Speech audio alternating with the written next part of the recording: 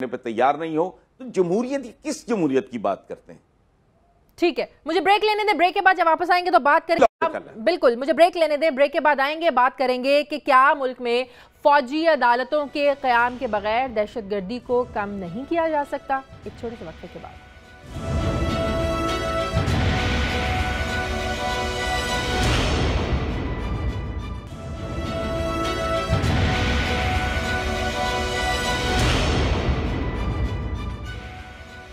Break کے بعد خوش آمدید. ہلالی صاحب، کتنا ناگزیر ہے دہشت گردی کو ختم کرنے کے لیے فوجی عدالتوں کا قیام؟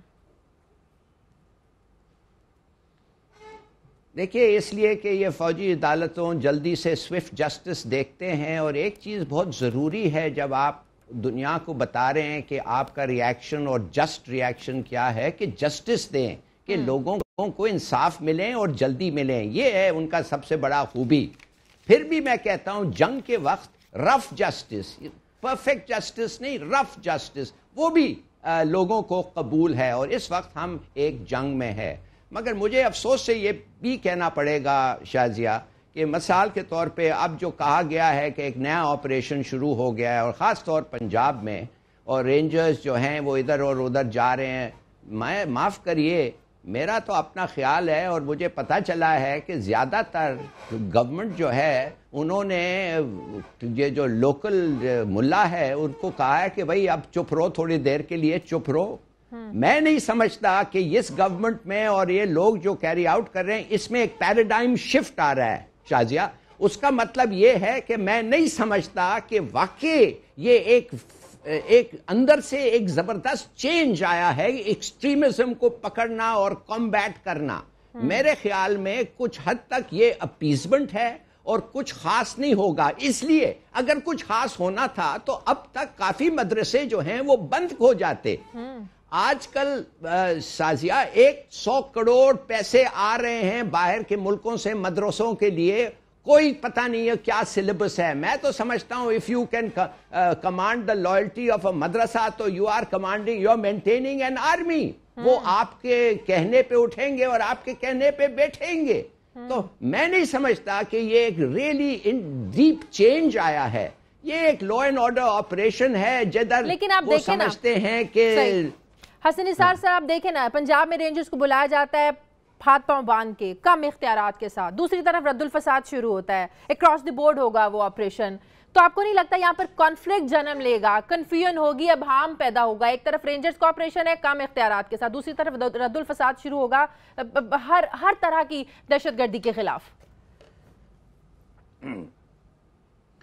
لیکن یہ عجیب پیراڈاکسز کا کھیل ہے. آپ نے کہا کہ پیدا ہوگا، وہ تو پیدا ہو چکا ہے، اور مسلسل پیدا ہونے کے نتیجے میں ہم وہاں پہنچے ہیں جہاں آج ہم سب کھڑے ہیں. دیکھیں بات سنیں، ایک لاجک ہے سمپل، بڑی سادہ پٹ پاتھیے کی لاجک ہے. زلزلہ ہو فوج چاہیے، سیلاب ہو فوج چاہیے، ویپڈا ہو فوج چاہیے، گھوسٹ سکولز ہو فوج چاہیے. دہشت گردی جیسے مسئلے میں اگر ان کی معاونت یا کنٹریبیوشن سے معاملہ سنبھلتا ہے تو مجھے نہیں سمجھ آتی وہاں نے مرگی کیوں پڑتی ہے، وہاں نے موت کیوں پڑتی ہے. کیونکہ یہ جو بھی کہہ رہے تھے یہ ڈیفینیٹلی یہ شامل ہیں.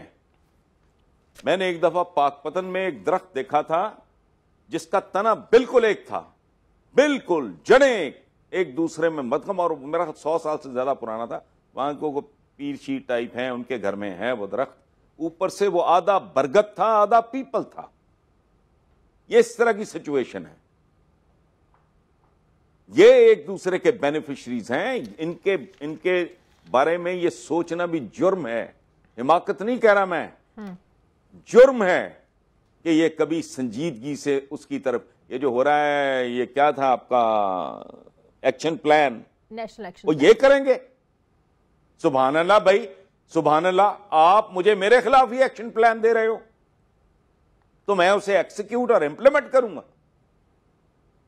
یہ کانٹرڈکشنز، پیراڈاکسز کا ایک مزہ کا خیز کھیل ہے، جاری ہے.